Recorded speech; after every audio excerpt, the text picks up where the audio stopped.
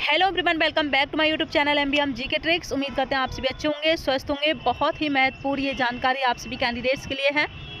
आप चाहे बिहार के कैंडिडेट्स हों, अदर स्टेट के कैंडिडेट्स हों, सभी के लिए एक गुड न्यूज़ है।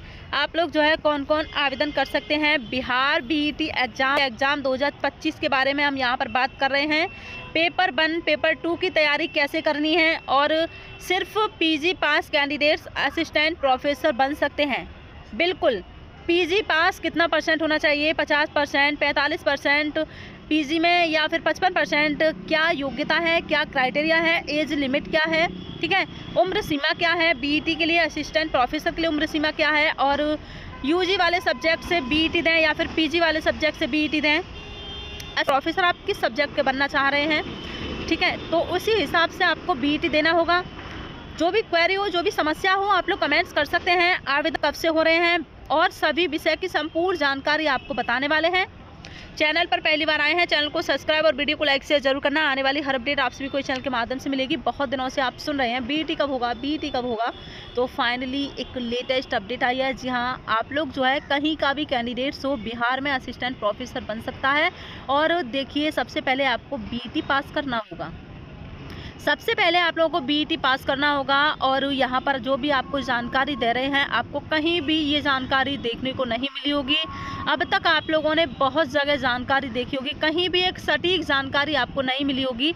इस वीडियो को देखने के बाद आपको कहीं भी जानकारी प्राप्त करने की ज़रूरत नहीं पड़ेगी, ठीक है। अपने फ्रेंड्सों में शेयर ज़रूर कर देना और बेल आइकन ऑन कर लेना, कोई भी अपडेट आए उसका नोटिफिकेशन जा सके। चलिए आपको बता दें, देखिए, असिस्टेंट प्रोफेसर की भर्ती के लिए अब देनी होगी बीईटी परीक्षा।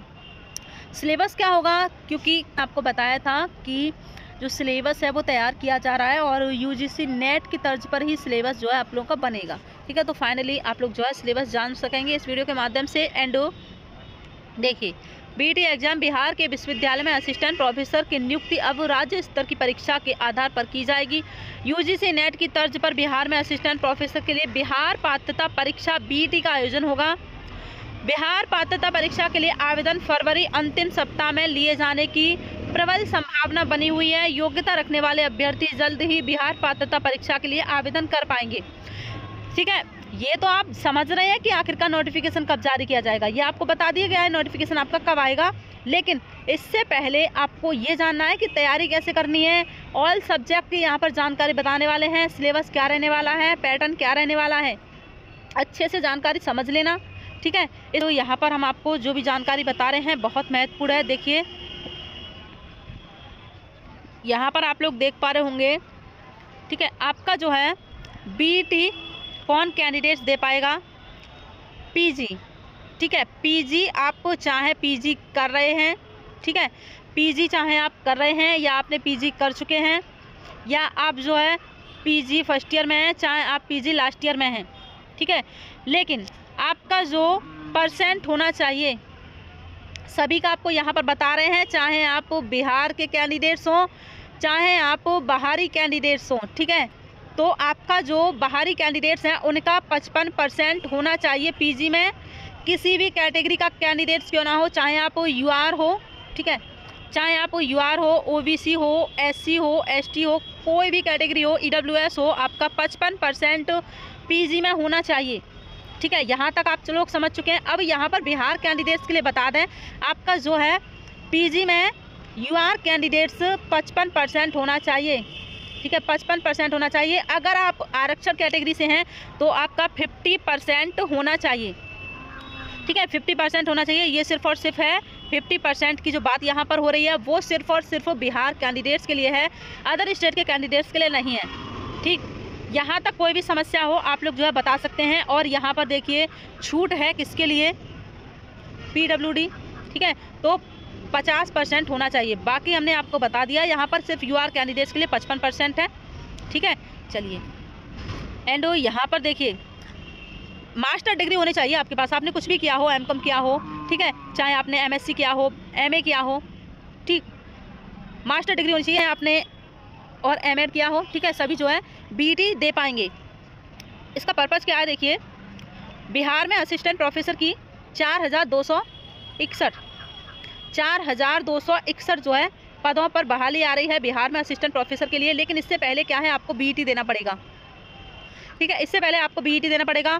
देखिए, आपकी कोई भी समस्या हो आप लोग बता सकते हैं। यहाँ पर देखिए, अगर आप लोगों ने नेट क्वालिफाई हैं आप, ठीक है, अगर आप नेट क्वालिफाई हैं, पीएचडी आपने किया हुआ है या पीएचडी कर रहे हैं, ठीक, तो आपके लिए ज़रूरी नहीं है कि आप बीईटी दें, बिल्कुल ज़रूरी नहीं है। अब तो ज़रूरी नहीं है कि आप लोग जो है बीईटी दें। अगर आपने नेट क्वालिफाई नहीं किया है, पीएचडी नहीं किया है, तब आप जो है पीजी किए हुए हैं, तो आप जो है बीईटी देकर असिस्टेंट प्रोफेसर बिहार में बन सकते हैं।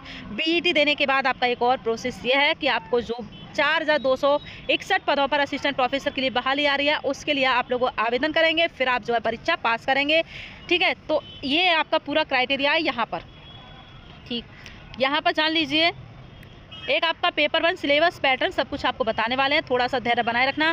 पेपर 1 होगा, पेपर 2 होगा, इसमें क्या है आपका 50 प्रश्न होंगे। पेपर 1 में 100 प्रश्न होंगे आपके, पेपर 2 में, और ये आपके 100 नंबर का होगा, ठीक है, पेपर 1, और ये 200 नंबर का आपका पेपर 2 होगा। इसमें क्या है, पेपर 1 की अगर बात करें यहाँ पर, तो ठीक जनरल क्वेश्चंस पूछे जाएंगे पेपर 1 में, ठीक है। क्या क्या पूछा जाएगा ये भी आपको बताएंगे। यहाँ पर 3 घंटे का होगा, ठीक है, 180 मिनट होंगे विदाउट एनी ब्रेक, ठीक।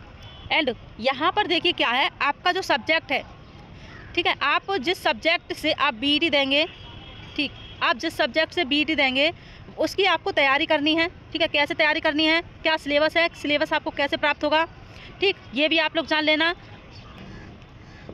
तो आपको यहाँ पर एक और अपडेट आपको बता दें, अगर आपने ग्रेजुएशन किया हुआ है इतिहास से, ठीक है, यहाँ पर हम बीए ही लिख देते हैं, ठीक है, ग्रेजुएशन आपने इतिहास से किया हुआ है, ठीक, और एमए आप लोगों ने किया है पॉलिटिकल साइंस से, ठीक है,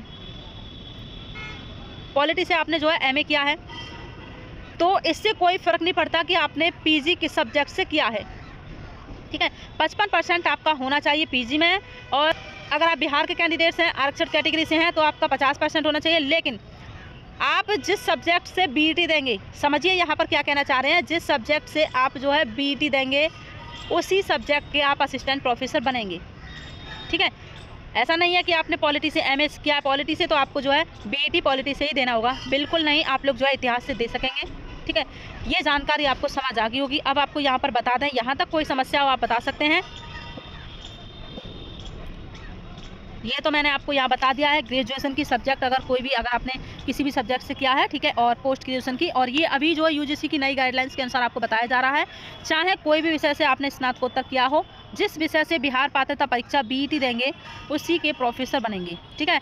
बीईटी उम्र सीमा, बीईटी की कोई उम्र सीमा नहीं है, जिस तरह से नेट की कोई भी उम्र सीमा नहीं है। कभी तक आप जो है बीईटी दे सकेंगे, कभी तक आप जो है नेट क्वालिफाई कर सकते हैं। और असिस्टेंट प्रोफेसर की जो उम्र सीमा है वो 55 है, जी हाँ, 55 उम्र तक जो है आप लोग जो है असिस्टेंट प्रोफेसर बन सकते हैं। और बिहार कैंडिडेट्स हों, बाहरी कैंडिडेट्स हों, योग्यता क्या होनी चाहिए आप लोग को बता दिया है।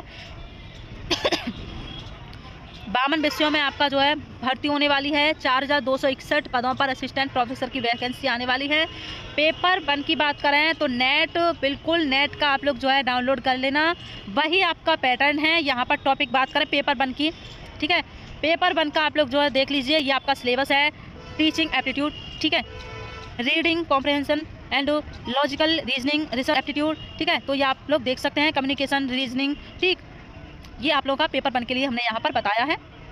अब जो पेपर 2 है उसकी आपको बता दें, आप लोग जो है सिलेबस डाउनलोड कर लेना यूजीसी नेट का, ठीक है, यूजीसी नेट का आप सिलेबस डाउनलोड कर लेना, वही आपका जो है बीईटी आप लोग बिल्कुल पास कर पाएंगे। सिर्फ अंतर इतना है कि नेट जो होता है, नेट की यहाँ पर आपको बताएं, नेट जो होता है वो थोड़ा हाई लेवल का होता है, जो प्रश्नों का लेवल होता है वो भी थोड़ा सा हाई रहता है, ठीक है। लेकिन जो आपका बीईटी है, ठीक है, बीईटी की यहाँ पर हम बात करें, बीईटी जो होगा आपका थोड़ा सा इजी लेवल का पड़ेगा आप लोगों को, यानी कि अगर ये आपका हार्ड है तो ये आपका मॉडरेट रहेगा, ठीक है, मॉडरेट रहेगा। और बहुत ही अच्छी अपॉर्चुनिटी है, आप बहुत ही अच्छा गोल्डन चांस है आप सभी कैंडिडेट्स के लिए, ठीक।